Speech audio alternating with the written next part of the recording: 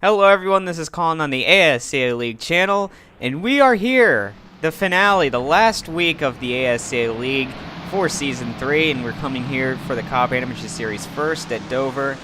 But before we get to the actual race, we have one final round of qualifying to get through, and we have 26 drivers waiting to take the field, hopefully get into the final 10 spots that will make their last start here at Dover. This rounds out the first season of the Copperhead Amateur Series, and it's been a very eventful one. But these part-time drivers haven't had much success. We've only seen one part-time winner this year, and it's been Cody Smart. Cody not running this week. You saw in front of him the 88, the Target Ford. You see Robert Harrison will be driving this car this week, getting her prepared for a full-time ride next season in that same car. We see the 25 car of Max Stein, arguably one of the best part-timers of the season.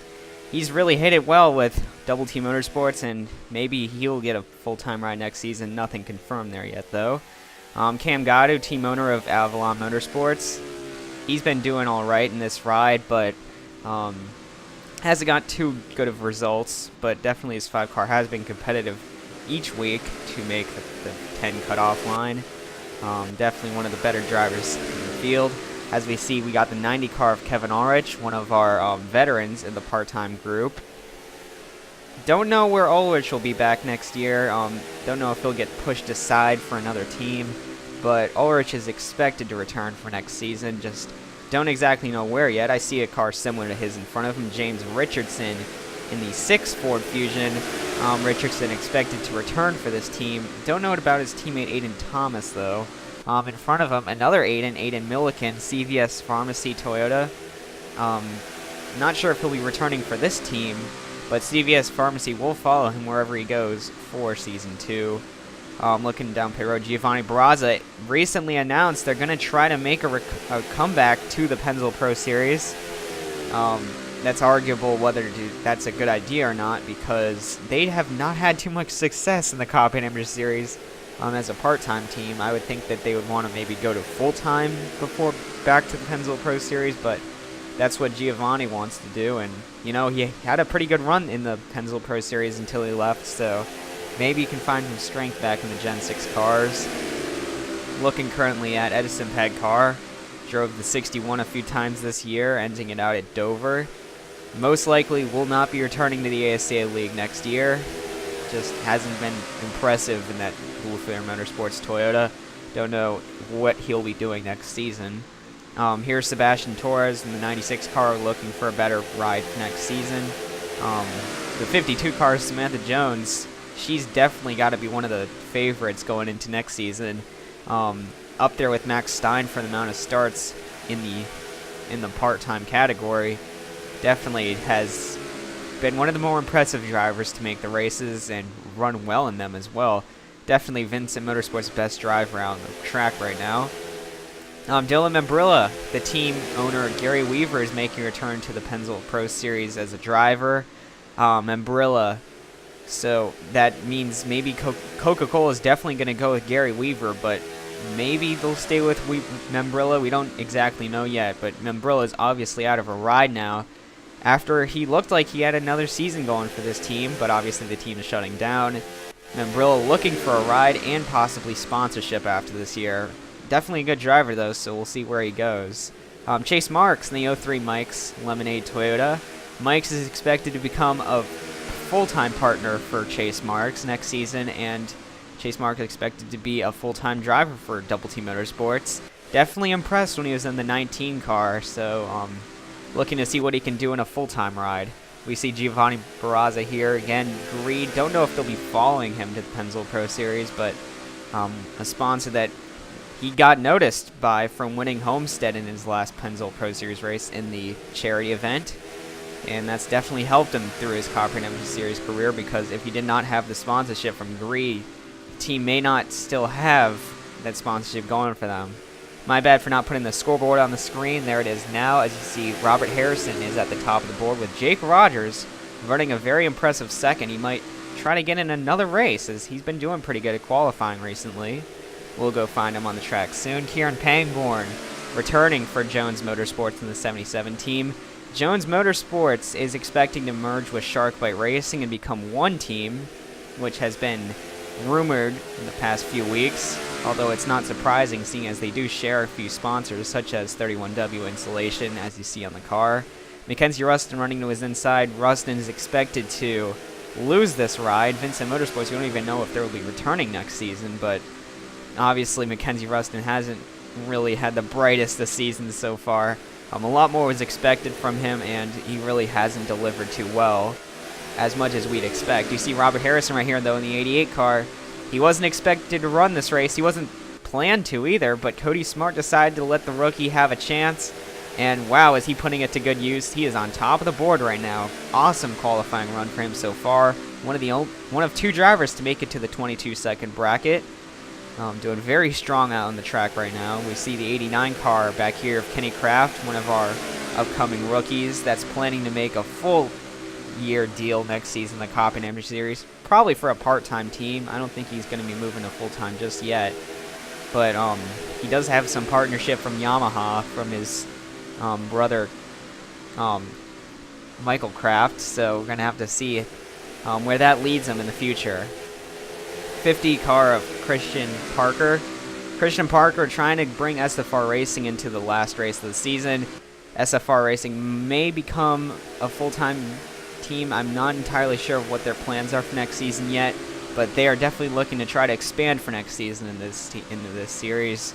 The Pennzoil Pro Series program has gotten along pretty well recently, as they've had some more success recently, looking to have the same in the Copperhead Amateur Series. Alan Eberhard, definitely one of the biggest up-and-coming drivers, looking to make a full-time year for Smart Motorsports. Definitely will be a championship contender, just like his brother August next season. Chris Dodd in the KFC Dodge.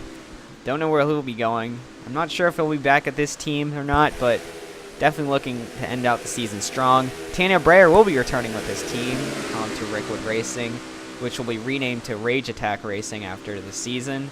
Tanny Breyer also will be going through a number change, going to the number 38 to replace Castle Radcliffe as that team's full-time driver. We can see Tanya have a good run there. Carson Bowers, we've been talking about for a long time. He's been one of the first drivers to be confirmed as a full-time driver for next season. Carson Bowers will be driving the 23 full-time for Million Motorsports in Season 2. We see Jake Rogers here, still second on the board with very quick laps. Oh, he's going to get on the apron, and another car is involved, and a couple cars are on the apron, and that might have to bring out a backup car for Robert Harrison. What happened here? And Rogers, I can only assume, like, it looked like he was trying to come down on pit road, but it looked like maybe he was trying to react to what was in front of him, but definitely there was a problem between Aiden Milliken and the 88 of Robert Harrison, and that's some pretty extensive damage. And Harrison might have to go to a backup car after impressing in his qualifying run. Wow, that is a shame for Harrison, as he had a very quick car, and he's going to drop to a backup car. And I see some skid marks on the top of the track. I can only believe that was from the 88 and the 89. I mean, the 88 and the 93. Wow, I'm genuinely surprised. The 2 drivers on top of the board with problems. We saw this back at Bristol with Zach Komosky, and now we're going to see it again in the season finale at Dover.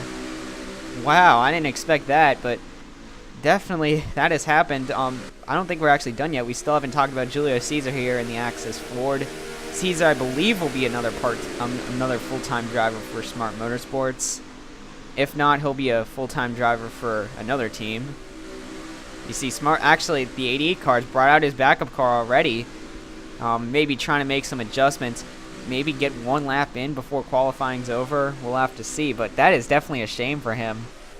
John Arndt making it back out on the track. Super excited to be at the last week's race at Memphis. His first race since Daytona. Very first race of the year. Looking to try to make another one, but right now it does not look like that will be the case. Ryan Shelton, this team, wow, they might be the most underfunded team in the field, but they have managed to make every single race. So great job for that team as they've powered through and made it to the end. And I believe that is everybody we haven't talked about, as we are pretty much done. Qualifying is coming to an end. Oh, you didn't talk about Eric Monaco. Heavy hit last week, but it looks like he'll get another chance here at Dover, as he is 8th place currently on the board. And I believe we are now officially done with qualifying. So wow, we had that was a huge scare at the end of that qualifying session, but as you see, Robert Harrison was not able to get back on the track. They are going to try to work on that car to get it where his old one was. We're going to go see exactly what happened there in a moment. But geez, how about that? Jake Rogers is also involved in that, as he tried to avoid. He'll be in second. I don't think he'll need to go to a backup car, but Robert Harrison, we already saw, he has gone to a backup car. Max Stein, Alan Eberhard, no surprise there to see it. Drivers, that out of him. your cars. Chris Dodd, Cam Gadu, Aiden Milliken. Aiden Milliken also was involved with Robert Harrison, so there you go. All 3 cars involved in that accident will make the race, surprisingly enough. Eric Monaco in 8th. Ryan Shelton will power his way into the field in 9th. What an awesome run for that 24 team. And in 10th, Carson Bowers, as he'll round out the people making in the race. Samantha Jones will not get into the final race. In 11th, Sebastian Torres, a good effort out of him in 12th. James Richardson, I don't believe Hoffman Motorsports is going to make the field. I could be wrong. Yeah, Hoffman Motorsports, none of their 3 cars are going to make it. Tough luck for their last race. Aiden Thomas in 14th. Chase Marks will not make it in 15th. Kenny Kraft will not make a start this year in 16th. Julio Caesar 17th. Tanya Breyer 18th. Christian Parker 19th. Ulrich will finish 20th. Dylan Membrilla, Edison Packard, John Art, Giovanni Barraza, Kieran Pangborn, and Mackenzie Rustin will round out the field. And that is your qualifying results. So let's go back and see exactly what happened. That was definitely quite an interesting play out of events. And it looks like there is going to be contact between the 93 and the 88 as they're going to go up into the wall. Oh, I don't know what happened there. The 88 may have been deciding to end his run, slowing down a little bit, and obviously Aiden Milliken did not get the message. And there's Jake Rogers spinning into view. That was a very close call going by for the 44 of Julio Caesar, but luckily he will make it through without a problem. But boy, what a disappointment for these 2 drivers. We're going to get another angle of that just to confirm that that is what happened. So we're going to see here. Yeah, I just don't know. I mean, it's really hard to tell if there was any like speed difference. It was very little. They were just so close going into the corner. There's Rogers. We're going to go back and just look at his spin one more time. Looks like, it actually almost looks like he just goes onto the banking. I don't even know if that was in reaction to the wreck. It had to have been, though, because I don't know why he'd have such a low line going into the corner, but luckily he was able to keep it straight. He will definitely not need to go to a backup car, but these 2 drivers, I would think so, unless they can beat out that side damage. So definitely a scare there for those 2 leaders, but they're not going to have too much damage, but definitely interesting to see as qualifying was ending there. So anyways, that's all we got for today. This is the last qualifying session for the Copperhead Amateur Series.